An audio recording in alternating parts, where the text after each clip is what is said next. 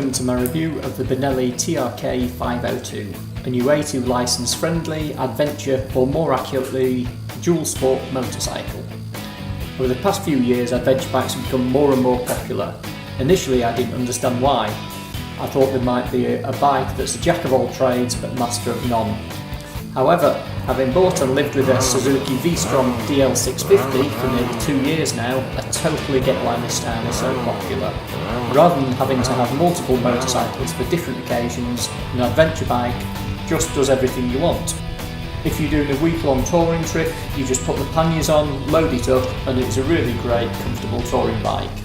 For commuting, then you can just keep the top box on, and then you can easily take your laptop, a change of clothes, that kind of stuff. That's exactly how I use mine, and it's also manageable and able to filter.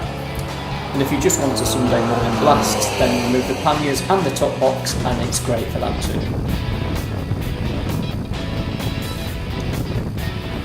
One thing with adventure style bikes is that the looks often divide opinion. People tend to either love them or hate them.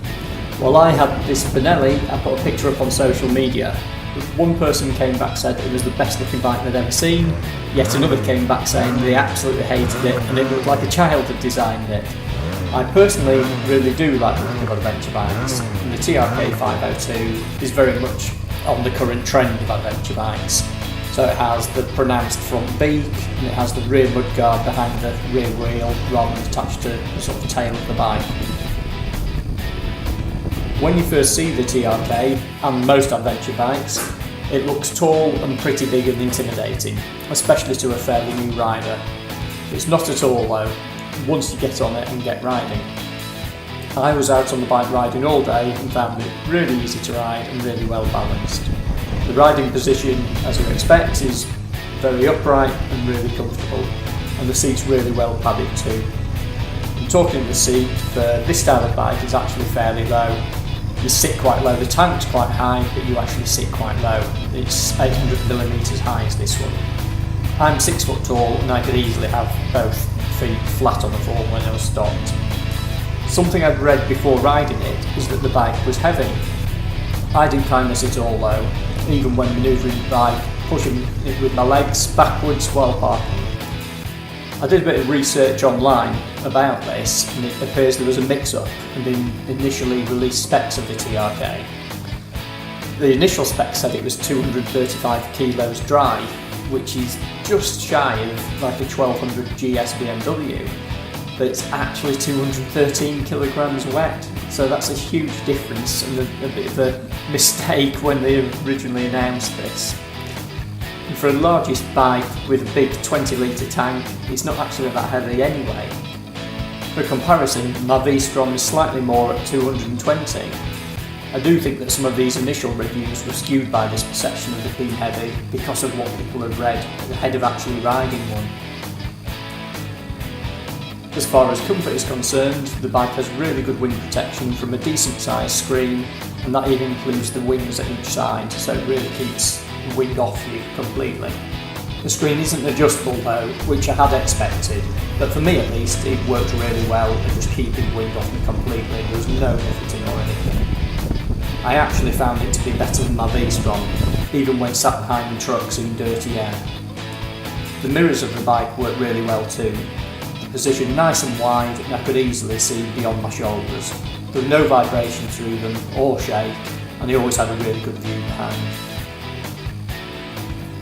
All the switchgear on the bike's pretty decent, and the standard equipment you get is really impressive. The dashboard's an LCD, which works well even in strong sunlight, and this LCD display includes things like a trip meter, a proper fuel gauge, the clock, those kinds of things. Off to the side's an analog rev counter too, and that combination works really nicely. Around the rest of the bike there's loads of standard kit. You get handguards, a touring screen, a USB port, engine guards, top box rear rack, and even side pannier carriers. So it's really well spec'd as standard.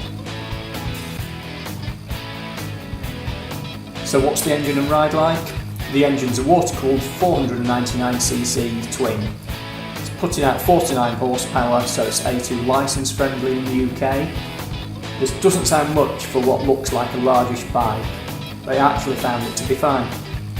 Remember that this bike's made for comfortable touring at a reasonable pace rather than for blasting around track days. The engine is really free revving and delivers its power nice and smoothly.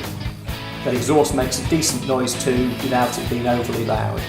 I even had pops and crackles from it on overrun down a fairly steep hill at one stage, which was obviously quite fun. Handling wise, the bike always felt sure-footed and well balanced through corners. It has chunky forks on the front and an adjustable rear monoshock. I found this suspension setup to work really well at soaking up the bumps and it gives a really comfortable ride. There was only one section throughout the day on a particularly poor section of road where it struggled to keep on top of things. Onto the price. This is where things get really interesting. Brand new, this bike's only around £5,000 on the road, and that's with a 2-year warranty and everything that a sort of new bike comes with. There really isn't any other adventure type bike that I can think of that can compete with that price point. The closest is probably the Honda CB500X, but that's over £1,000 more for a basic spec bike. Once you add all the extras that I talked about earlier that the Benelli has as standard, you'll be looking at quite a lot more on top of that. So there really isn't anything comparable. As usual with my reviews, here are the 3 things that I like best about the TRK. 1, its comfort. 2, the great wind protection. And 3, the price, especially with all those extras as standard. The only negatives I found were that both the clutch lever and brake lever had quite a long reach, though the brake lever is adjustable. There was some vibration through the foot pegs at higher revs, and the rear brake wasn't brilliant. But none of these were really major issues for me though. So in summary, I think the TRK is a really good bike, especially for the money. I think it would be well suited to new riders or A2 licence holders who really want an adventure bike or something they can tour on. Or indeed anyone who wants this style of bike but doesn't want to spend upwards of £13,000 on something like a BMW GS.